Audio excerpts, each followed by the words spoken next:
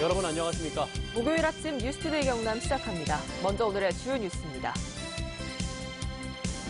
김경수 경남지사가 드루킹 댓글 조작 혐의로 1심에서 법정 구속됐습니다. 경남도청은 충격에 빠졌습니다. 역점 사업들도 차질이 불가피할 전망입니다. 김경수 경남지사가 드루킹 댓글 조작 혐의로 1심에서 법정 구속된 데 대해 정치권의 반응은 엇갈렸습니다. 드루킹 사건은 김경수 지사의 도지사 출마 선언부터 7개월 임기 내내 발목을 잡아왔습니다. 경기 지역 한우 농가에서 구제역이 잇따라 발생하면서 도내 축산 농가에도 비상이 걸렸습니다. 자천에선 올겨울 들어 첫 AI 항원이 검출돼 방역당국이 긴급 방역에 나섰습니다. 네, 어제 김경수 도지사가 실형을 선고받고 법정 구속됐습니다. 현직 도지사가 구속된 것은 대단히 이례적인 일입니다. 김 지사의 직무가 정지되면서 그동안 추진해온 역점 사업들의 차질이 불가피할 전망입니다. 정영민 기자의 보도입니다. 김경수 지사의 법정 구속으로 경남의 역점 사업들이 차질을 빚게 됐습니다. 김경수 지사의 제1호 공약인 서부경남 KTX의 예비 타당성이 면제됐지만 앞으로 기본계획 수립과 실시 설계 과정에서 현 정부의 실세로 통했던 김 지사의 역할이 중요하기 때문입니다. 올해를 경남경제 제도약 원년으로 만들겠다는 김 지사의 도정 운영도 타격을 입게 됐습니다. 지역 경제를 활성화시키기 위해 스마트 공장 확산 등 각종 정책을 추진 중이었던 데다 경남 관광 활성화와 물류 가공산업 육성 등 챙겨야 할 지역 사업도 어려울 것이란 관측이 나오고 있습니다. 또 제2신항을 유치하는 등 굵직한 사업들은 대부분 김 지사가 역점을 두고 추진해왔기 때문입니다.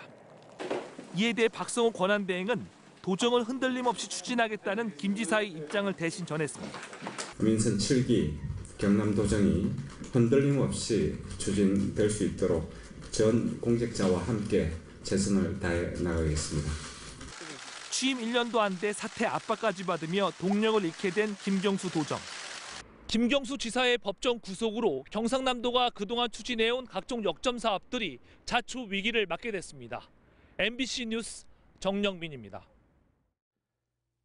김경수 지사가 드루킹 댓글 조작 혐의로 1심에서 법정 구속된 데 대해 정치권의 반응은 엇갈렸습니다. 더불어민주당 경남도당은 진실은 가려지고 드루킹과 정치특검의 거짓이 인정됐다며 재판 과정에 성실히 임한 김경수 지사의 진실이 상급심에서 인정되길 바란다고 밝혔습니다.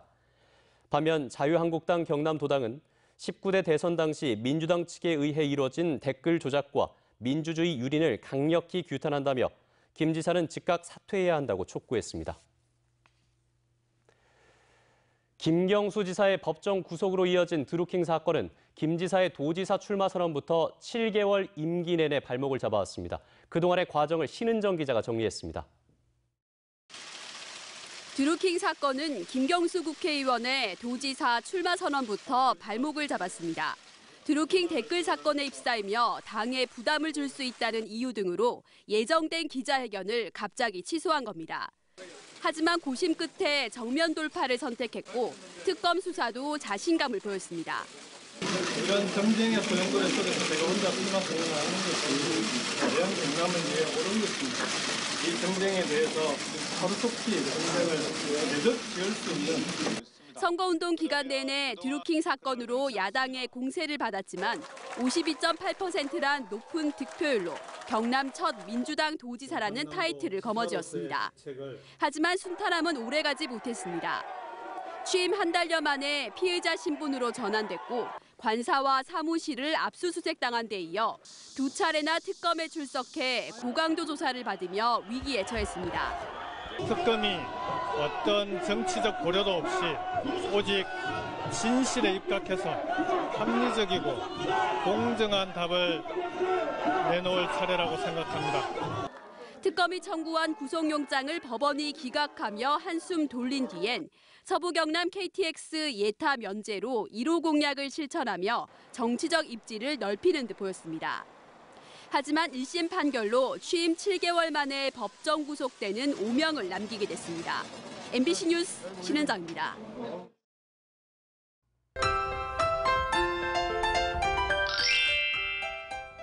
눈비구름이 경남을 뒤덮었습니다. 현재 함양에는 눈이 내리고 있고요. 새벽 5시를 기해 경남 거창, 함양, 산청에는 대설주의보까지 내려졌습니다.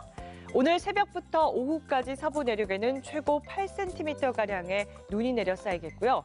남해안에는 20mm가량의 제법 많은 양의 겨울비가 내리겠습니다. 기온이 낮아 내린 눈과 비가 얼어 도로가 미끄러운 곳이 많겠습니다. 안전사고에 각별히 유의해 주시기 바랍니다. 이어서 자세한 지역별 날씨입니다. 오늘 아침 창원 2도, 통영 3도에서 출발합니다. 낮부터는 찬 공기가 밀려 들어와 춥겠습니다. 낮 최고 기온은 창원 3도, 거제는 4도로 어제보다 최고 9도나 뚝 떨어지겠습니다. 거창 0도, 진주는 2도에서 시작합니다. 낮 최고 기온은 거창 2도, 진주는 4도로 평년보다 3도나 낮겠습니다. 풍랑주의보가 발효 중입니다. 바다의 물결은 최고 4m까지 매우 거세게 일겠습니다. 내일 아침 영하 7도까지 곤두박질 치겠고요. 토요일 낮부터 서서히 기온은 풀리겠습니다. 일요일에는 비 소식이 있고요. 설 연휴 동안 큰 추위는 없겠습니다. 날씨 정보였습니다. 경기 지역 한우 농가에서 구제역이 잇따라 발생하면서 도내 축산 농가에도 비상이 걸렸습니다. 엎친 데 덮친 격으로 사천에선 올겨울 들어 처음으로 AI 항원이 검출돼 방역 당국이 긴급 방역을 시작했습니다. 서창우 기자의 보도입니다. 젖소를 키우고 있는 한 축산 농가입니다. 이른 아침부터 방역차가 쉴 새 없이 소독약을 뿌립니다. 경기도 안성 한우 농가에서 두 번째 구제역 확정 판정이 나와 농가를 바짝 긴장시키고 있습니다. 특히 설 연휴를 앞두고 확산 우려가 커지고 있습니다. 바이러스이기 때문에 언제 저희 농장에 투입되는지 확인되는 게 아니기 때문에 명절 아무래도 이동이 많으니까 좀 더욱더 긴장이 되고 있습니다. 외부 차량과 사람 출입을 통제하고 일주일에 한두 번 하던 소독도 매일 하고 있습니다. 방역당국은 24시간 방역대책 상황실을 가동하고 축산 농가와 시설에 대해 방역 실태 점검에 나섰습니다. 경기 지역 소와 돼지 입식도 모두 차단됐습니다. 예방접종이 누락된 젖소나 한우, 양돈에 대해서 긴급 예방접종을 실시하고 있습니다. 이런 가운데 사천만 야생조류 분변에서 올겨울 들어 첫 AI 항원이 검출됐습니다. 저병원성이지만 4천만 출입이 통제됐고 반경 10km 이내 가금 농가 이동이 제한됐습니다. 대상 가구만 360호 12만 수입니다.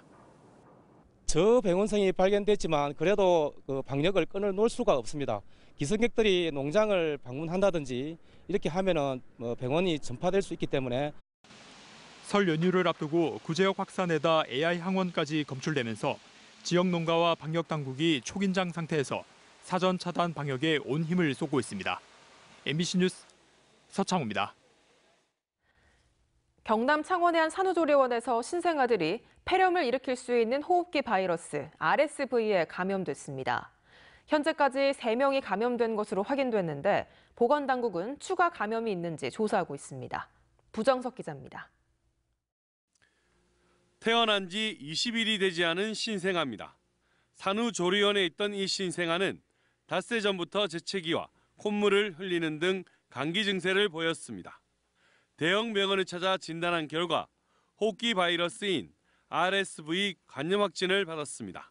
재채기로 시작하다가 콧물도 나오고 막 숨쉬기 가빠지고 약물 투여해보고 안 되면 큰 병원 옮기는 걸 하자. 경남 창원의 한 산후조리원에 있던 신생아 3명이 RSV에 감염된 것으로 확인됐습니다. RSV는 지정 감염병으로 기침이나 호흡곤란을 일으키는 바이러스입니다. 특히 10월에서 2월에 주로 나타나는데 면역력이 약한 신생아의 경우 폐렴 등 합병증으로 이어져 자칫 위험할 수 있습니다. 현재 해당 조리원은 폐쇄됐습니다. 오늘 1명은 입원하고 2명은 자택 격리를 하는 걸로 알고 있습니다. 산후조리원 쪽은 폐쇄가 된 걸로 저희가 파악을 했습니다. 확진을 받은 신생아 부모들은 분통을 터뜨리고 있습니다. 이미 지난주부터 산후조리원 내에 이런 증세를 보인 신생아가 있었다는 겁니다. 또 보건소에 처음 신고한 것도 조리원이 아니라 신생아 부모란 주장입니다. 전염병 아닙니까? 전염병 면역을 들여서 이런 문제가 안 되겠다고. 저거가 방치해갖고 병을 더 키웁니다. 보건당국은 해당 산후조리원을 이용한 다른 신생아에 대한 추적 조사를 확대하고 있습니다.